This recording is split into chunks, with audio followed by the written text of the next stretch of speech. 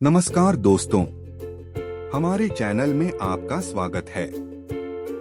अगर आपको हमारा वीडियो अच्छा लगे तो कृपया लाइक, सब्सक्राइब और शेयर करना न भूलें। आपका समर्थन हमारे लिए बेहद महत्वपूर्ण है, जिससे हम आगे भी आपके लिए ऐसे ही दिलचस्प और उपयोगी वीडियो ला सकें। धन्यवाद। भगवान श्री कृष्ण अपना पश्चाचन शंख बजाया, अर्जुन ने देवदत्त शंख बजाया, आति भाजी एवं अति मानवी कार्य करने वाले भी ने पोंद्रम नामक भयंकर शंख बजाया है। राजन कुंती पुत्र राजन युद्ध स्थित ने अपना अंतर विजय नामक शंख बजाया तथा नकुल और सहदेव ने सुघोष एवं मणिपूर्वक शंख बजाया। मां नाम धनुर्धर का सिराज परम योद्धा सिंह खड़ी दृष्टि चमन विराट अजय सत्यमित द्रुपद द्रौपदी ने पुत्र तथा सुभद्रा ने महाबहुपुत्र आदि संभोग ने अपने अपने शंकर बजे। इन विभिन्न शंखों की ध्वनि कोहलन पूर्व बन गई, जो आकाश तथा पृथ्वी को शब्दमद यह करती हुई धृतराष्ट्र ने पुत्रों के हृदय को विभिन्न पूर्ण करने लगी। उसे समय हनुमान से अंकित ध्वज लगे रथ पर आसीन पांडव पुत्र अर्जुन अपना धनुष उठाकर तीर चलाने के लिए उत्तम हुआ है। राजन दृष्टि राज ने पुत्रों को विवाह में खड़ा देखकर अर्जुन ने श्री कृष्ण से यह वचन कहानी। अर्जुन ने कहा है,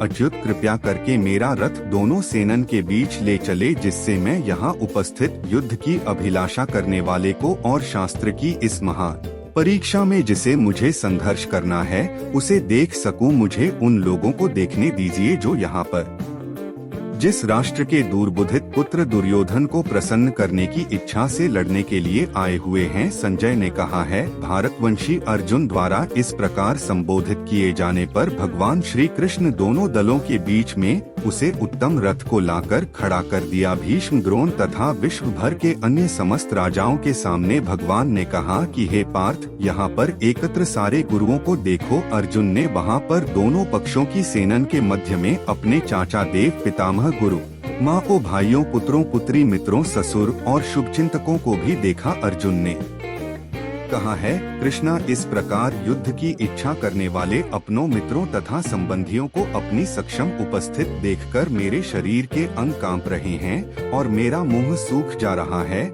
मेरा सारा शरीर कांप रहा है, मेरे रोंगटे खड़े हो रहे हैं, मेरा गांडीव धनुष मेरे हाथ से सरक रहा है, आप ऐसी त्वचा जल रही है, मैं यहाँ अब और अधिक खड़ा रहने में असमर्थ हूँ, मैं अपने को भूल रहा हूँ और मेरा सिर चकरा रहा है कृष्णा, मुझे तो केवल अमल के कारण दिख रहे हैं। हे कृष्ण, इस युद्ध में अपने ही स्वजनों का वध करने से ना तो मुझे कोई इच्छा ही दिखती है और ना मैं उसे किसी प्रकार की विजय राज या सुख का इच्छा रखता हूँ। हे गोविंद, हमें राज्य सुख अथवा जीवन से क्या लाभ, क्योंकि जी सारे लोगों के लिए हमें उन्हें चाहते हैं वहीं इस युद्ध भूमि में खड़े हैं। है वधु सुदन जब गुर्जन पितृगढ़ पुत्रगढ़ पितामह मामा ससुर पुत्रगढ़ साल तथा अन्य सारे संबंधित अपना अपना धन एवं प्राण देने के लिए तत्पर हैं और मेरे सक्षम खड़े हैं, तो फिर मैं इस सब को क्यों मारना चाहूँगा, भले ही वह मुझे क्यों ना मार डाले। है जीवन के पालन में इन सबों से लड़ने को तैयार नहीं, भले ही बदले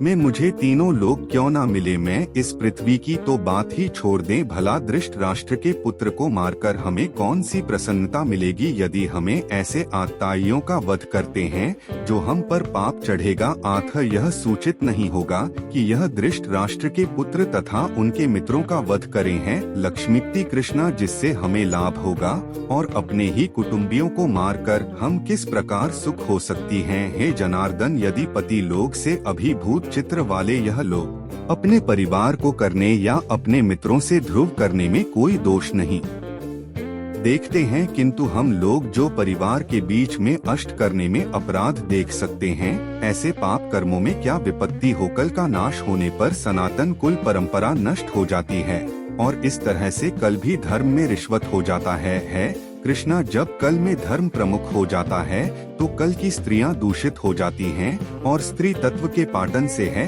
दृष्टिवंशी अवांछित सनातनी उत्पन्न होती हैं। अवांछित सनातन की बुद्धि से सुनिश्चित ही परिवार के लिए तथा पारिवारिक परंपरा को विनष्ट करने वाले के लिए नारकीय जीवन उत्पन्न होता है। ऐसे रतीत कुल के पुरखे पिटारे लोग गिर जाते हैं क्योंकि उन्हें जल तथा पिंड दान देने की क्रिया समाप्त हो जाती है। जो लोग कुल परंपरा को विनष्ट करते हैं और इस तरह अवांछित सनातन को जन्म देते हैं, उनके दुष्ट कर्म से समस्त प्रकार की सामुदायिक जीवन आय तथा पारिवारिक कल्याणकारी विनाश हो जाते हैं। है प्रजापालन कृष्णा में गुरु परंपरा से सुना है कि जो लोग कल धर्म का विनाश करते हैं वह सदैव नरक निवास करती हैं। वह किंतु पाचन की बात है कि हम सब जगाने पाप कर्म करने के लिए उच्चतम हो रहे हैं, राज्य सुख भोगने की इच्छा से प्रेरित होकर हमें अपने ही संबंधियों को, यदि शास्त्रधारी दृष्टि राष्ट्र के पुत्र मुझे नीचे तथा रणभूमि में प्रतिरोध न करने वाले को मारे तो यह मेरे लिए श्रेयाकर होगा। संजय ने कहा, युद्ध भूमि में इस प्रकार का कर अर्जुन ने अपना धनुष तथा बाण एक और रख दिया और शौक तत्पर चिंतन से रथ के आसन पर बैठ गया।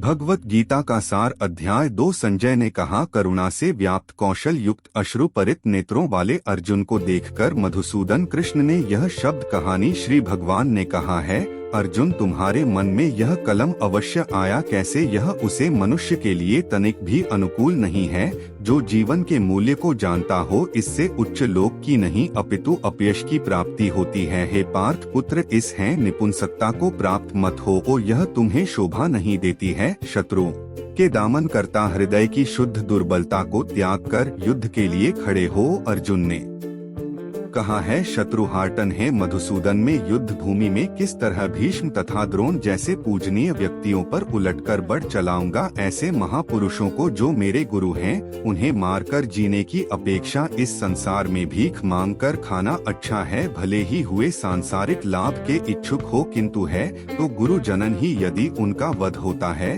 तो हमारे द्वारा भोग्य प्रत्येक वस्तु उनके रक्त से शनि होगी। हम यह भी नहीं जानते हैं कि हमारे लिए क्या श्रेष्ठ है, उनको जितना या उनके द्वारा जीते जाना।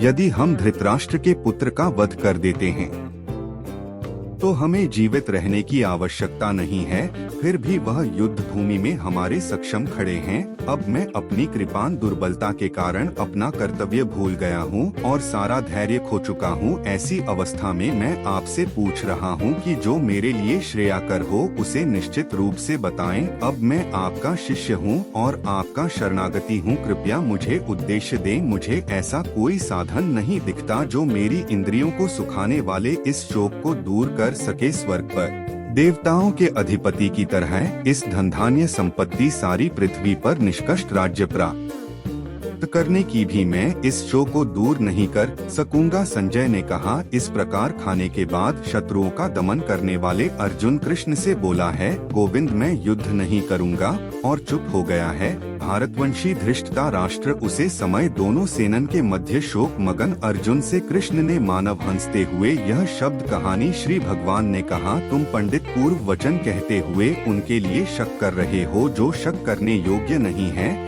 जो विद्वान होते हैं वह ना तो जीवित के लिए ना ही मृत्यु के लिए शक करते हैं।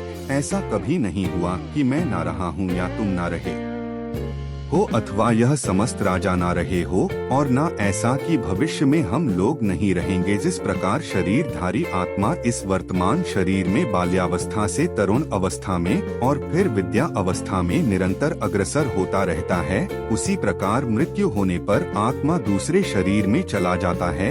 धीरे धीरे ऐसे परिवर्तन से मोह को प्राप्त नहीं होता है। कुंती पुत्र सुख तथा दुख का श्रणिक उदय तथा कार्यक्रम में उनका अन्य ध्यान होना सर्दी तथा गर्मी की ऋतुओं के आने जाने के समान है। भारतवंशी वे इंद्रियों दिशा से उत्पन्न होते हैं और मनुष्य को चाहिए कि अविचल भाव से उनको सहन करना सीखे हैं। पुरुष श्रेष्ठ अर्जुन जो मनुष्य सुख तथा दुख में विचलित नहीं होता और इन दोनों में सद्भावना रहता है, वह निश्चित रूप से मुक्ति के योग्य है। तत्वदर्शियों ने यह निष्कर्ष निकला है कि सत्य भौतिक शरीर का कोई चिरस्थित्व नहीं है, किंतु साथ आत्मा परिवर्तित रहता है। उन्होंने इन दोनों की प्रकृति के अध्ययन द्वारा यह निष्कर्ष निकला है, जो सारे शरीर में व्याप्त हैं, उसे ही तुम अविनाशी समझो।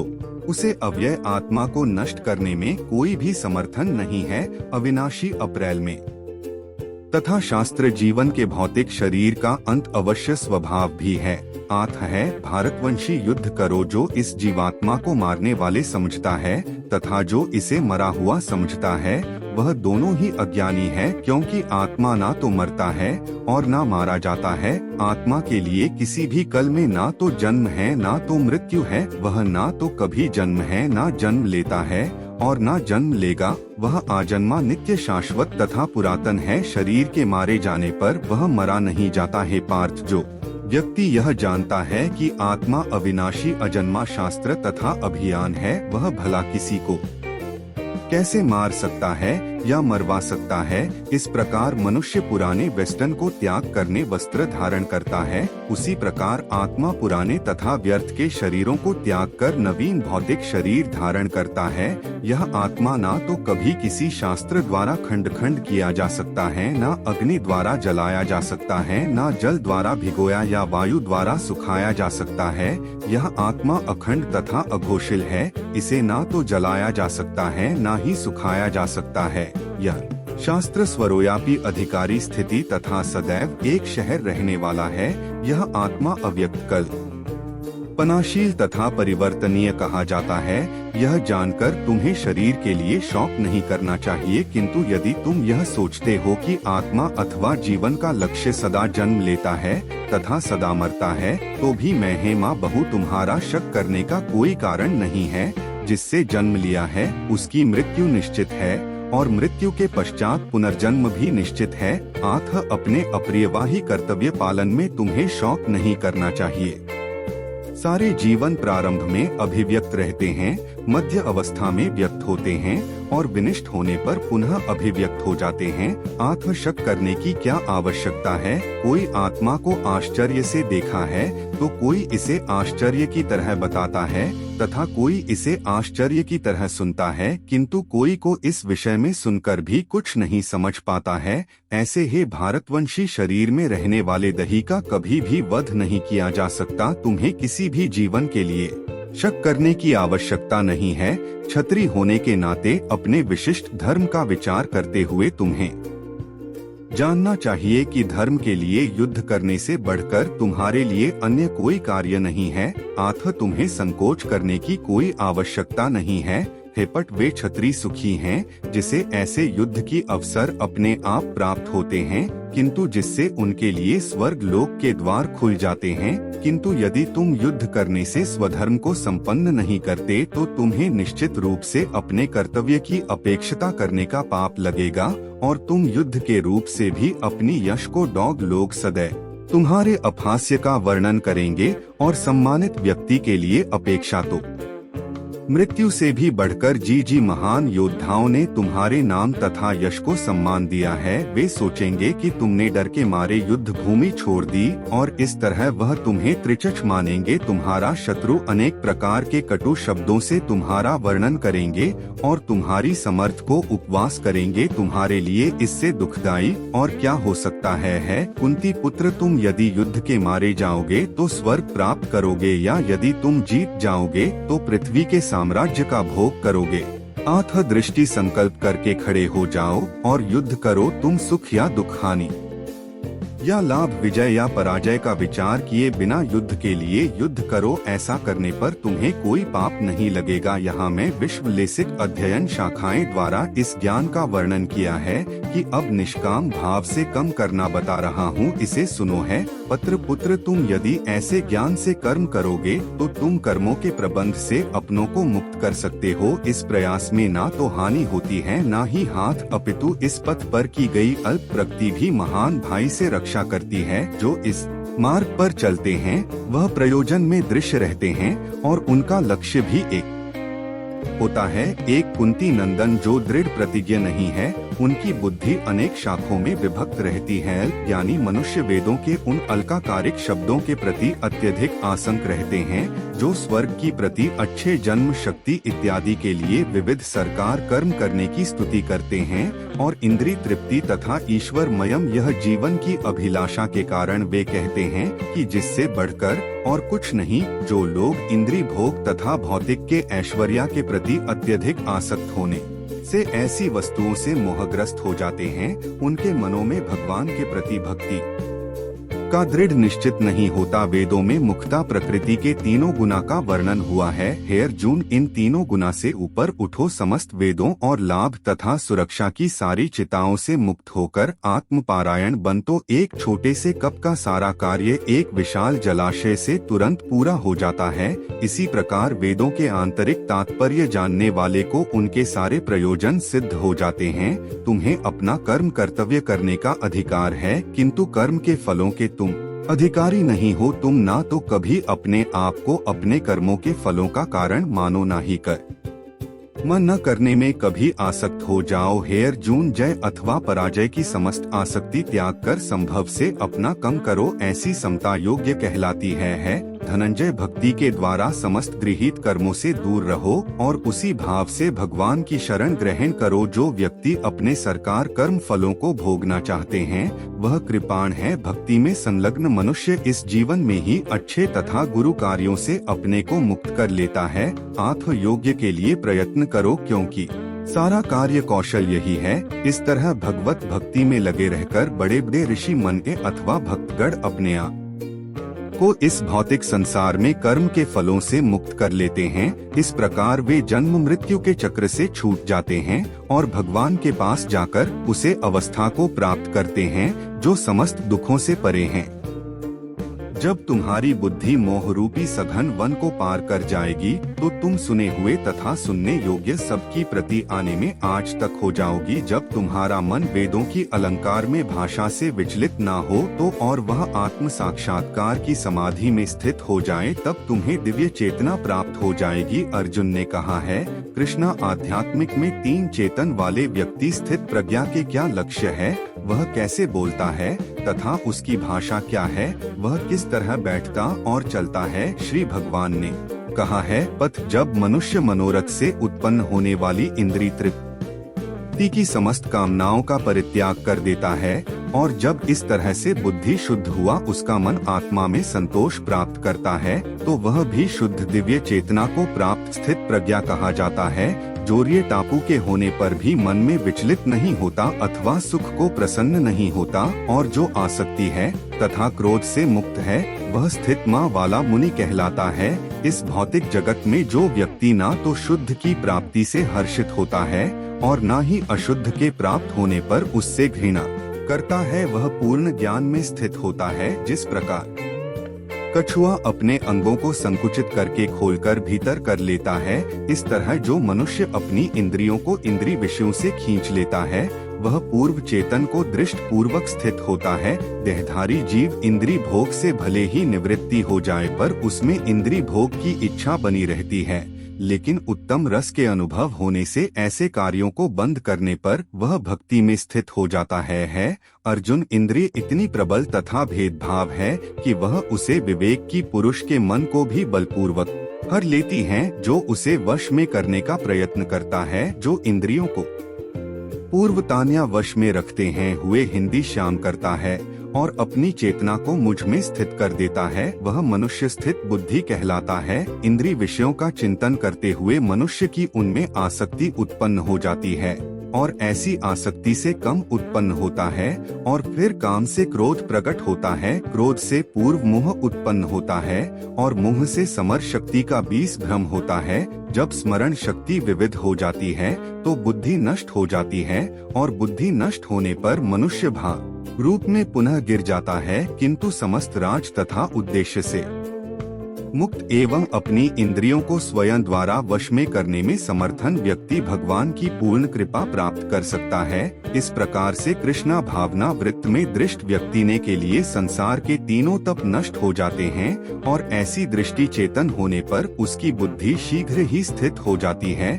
जो कृष्णा भावना अमृत में परमेश्वर से संबंधित नहीं है उसकी ना तो बुद्धि दिव्या होती है और ना ही मन स्थित होता है। उसके बिना शांति की कोई संभावना नहीं। शांति के बिना सुख हो भी कैसे सकता है। जिस प्रकार पानी में तैरती नाव को प्रचंड वायु दूर बाहर ले जाती है, उसी प्रकार विचरणशील इंद्रियों में से कोई एक जिस पर मां निरंतर लगा रहता है मनुष्य की बुद्धि को हर लेती है।